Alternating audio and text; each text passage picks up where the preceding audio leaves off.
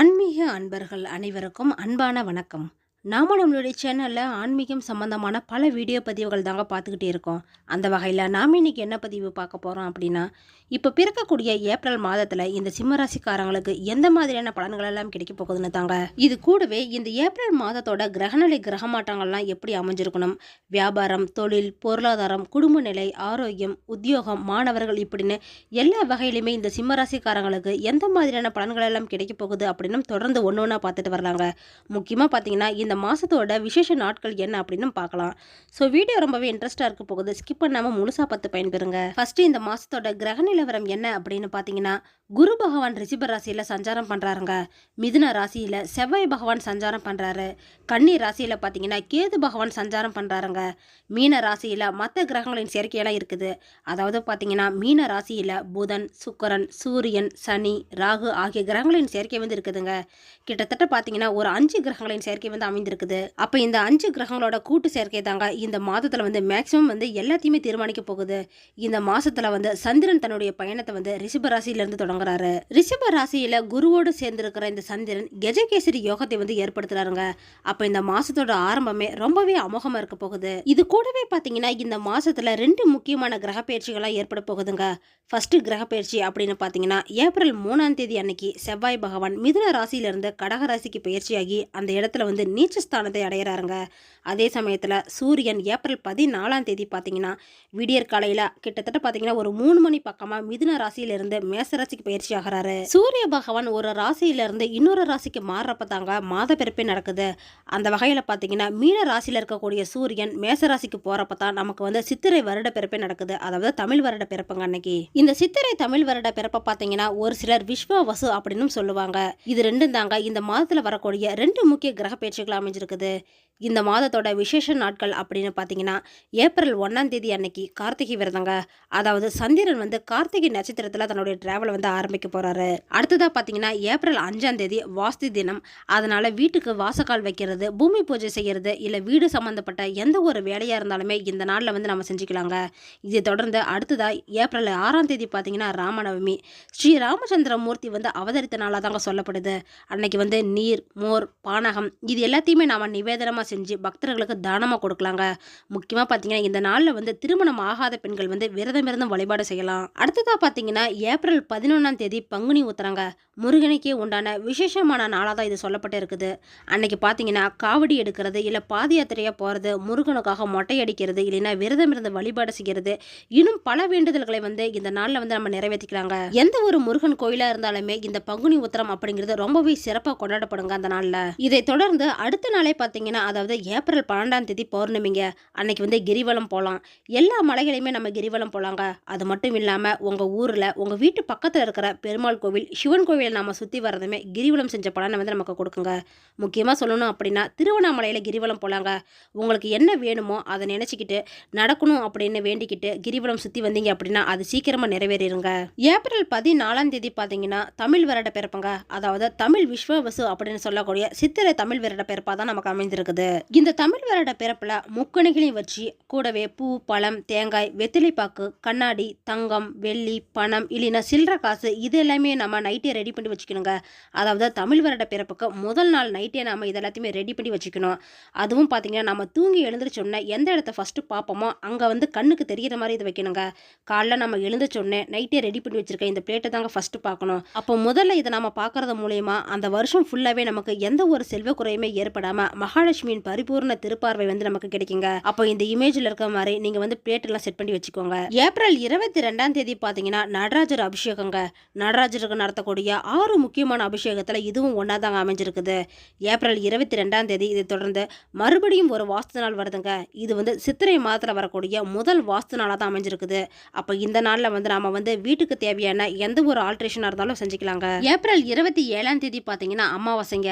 தமிழ் மாத கணக்குப்படி பார்த்தீங்கன்னா, இது சித்திரை மாதத்துல வரக்கூடிய ஃபர்ஸ்ட் அமாவாசையா தான் அமைஞ்சிருக்குது. அன்னைக்கு வந்து நம்ம முன்னோர்களுக்கு தர்ப்பணம் கொடுத்து வழிபாடு செய்யலாங்க.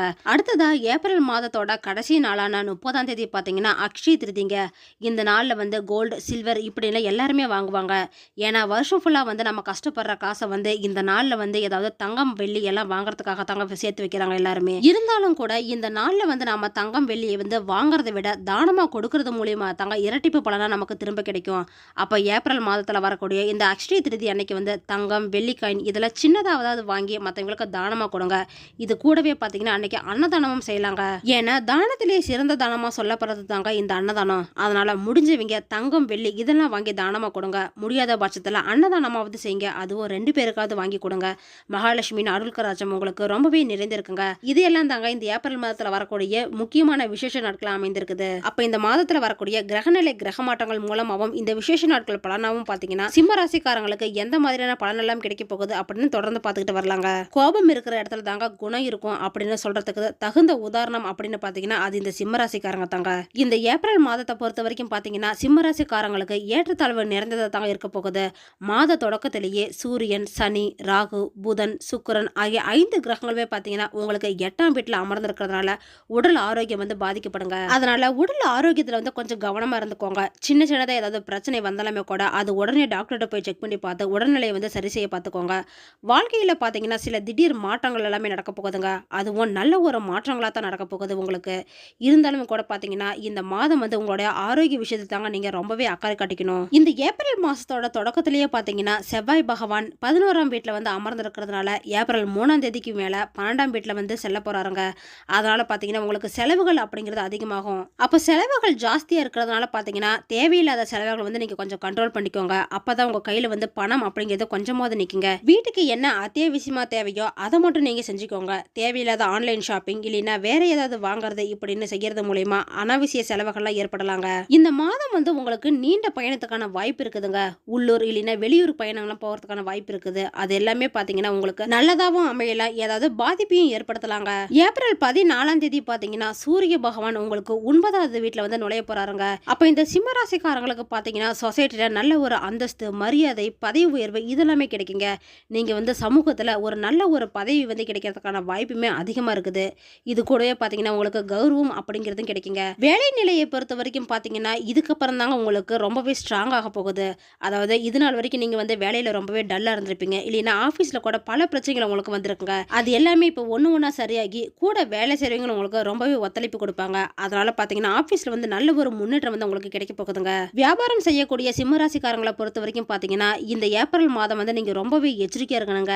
இல்லைன்னா சில சிக்கல்லாம் உங்களுக்கு ஏற்படலாம். அது மட்டும் இல்லைங்க, புதுசா பிசினஸ் எதுவும் ஸ்டார்ட் பண்ணவும் வேணாங்க.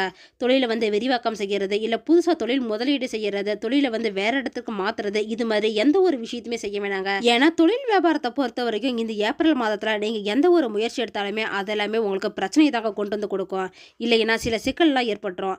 சட்ட சிக்கல்ல நீங்க சிக்கிறதுக்கான வாய்ப்பு கூட இருக்குதுங்க. அதனால இது எல்லாத்தையுமே நீங்க கொஞ்சம் அவாய்ட் பண்ணிக்கோங்க. திருமண ரிலேஷன்ஷிப்பை பொறுத்த வரைக்கும் பாத்தீங்கன்னா அப் அண்ட் டவுன்ஸ் தாங்க இருக்க போகுது. அதுவும் உங்க மாமியார் கிட்ட வந்து அதிகமான சண்டைகள் ஏற்படுறதுக்கான வாய்ப்பு இருக்குதுங்க. அதனால கொஞ்சம் கவனமா இருந்துக்கோங்க.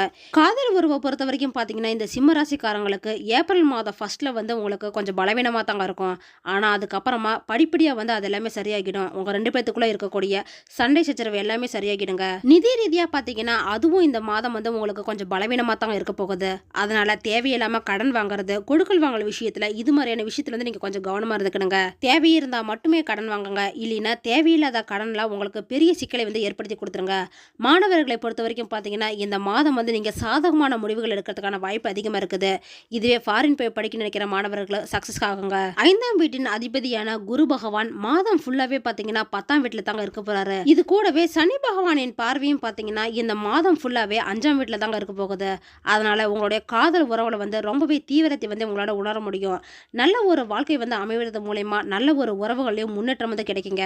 ஏற்கனவே திருமணம் ஆனவங்களை பொறுத்த வரைக்கும் பாத்தீங்கன்னா இந்த மாதம் வந்து உங்களுக்கு அப் அண்ட் டவுன்ஸ் தாங்க இருந்துகிட்டு இருக்கும். அதனால தேவையில்லாத அன்வான்ட் ஆர்குமெண்ட்ஸ் எல்லாமே கொஞ்சம் அவாய்ட் பண்ணிக்கோங்க. திருமண பேச்சுவார்த்தையும் இந்த மாதத்துல வந்து நீங்க எடுக்க வேணாங்க. உங்களுக்கு 8வது வீட்டுல பஞ்சகிரகி யோகம் இருக்கிறதுனால உடல் பிரச்சனை வந்து கண்டிப்பா இருக்குங்க. இது கூடவே மனைவியுடன் உங்களுக்கு பிரச்சனை வரலாம். ஆரோக்கியத்தோட பார்வையை பொறுத்த வரைக்கும் பாத்தீங்கன்னா இந்த மாதம் வந்து பலவீனமா தாங்க இருக்கும். அதனால ஏற்கனவே உடல்ல வந்து தைராய்டு, சுகர் இது மாதிரியான பிரச்சனை இருக்கிறவங்க கொஞ்சம் செக்அப் பண்ணிக்கோங்க. பண்ணிக்கோங்க. முதல்ல வந்து உங்கள் ராசிக்கு அதிபதியான சூரியன், சனி, ராகு, புதன், சுக்கிரன் இவங்களோட சேர்க்கை மூலமாக பார்த்தீங்கன்னா 8வது வீட்டில் வந்து அமர்ந்திருக்கிறாருங்க.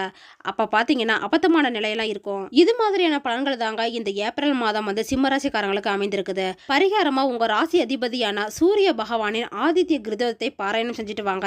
இது மாதிரி யாரெல்லாம் தினமும் சூரிய வழிபாடு செய்கிறீங்க அப்படின்னு கமெண்ட் பாக்ஸில் சொல்லுங்க. கூடவே சூரிய பகவானை பிடிச்சவங்க எல்லாரும் ஒரு லைக்கும் பண்ணிடுங்க. ஓகே ஃப்ரெண்ட்ஸ், இந்த வீடியோ பதிவு உங்களுக்கு பயனுள்ளதாக இருக்கும் அப்படின்னு நினைக்கிறேன். அடுத்தடுத்து நம்ம சேனலில் ஆன்மீகம் சம்பந்தமான பல வீடியோ பதிவுகள் தாங்க வரப்போகுது. ஸோ நம்ம சேனலை வந்து நீங்கள் இப்போ தான் ஃபஸ்ட் டைம் பார்க்குறீங்க அப்படின்னா சப்ஸ்கிரைப் பண்ணி வச்சுக்கோங்க. கூடவே பெல் ஐக்கானையும் கிளிக் பண்ணி வச்சுக்கோங்க. அப்போ தான் நாங்கள் போடுற வீடியோ பதிவு உங்களுக்கு உடனே கிடைக்கும்.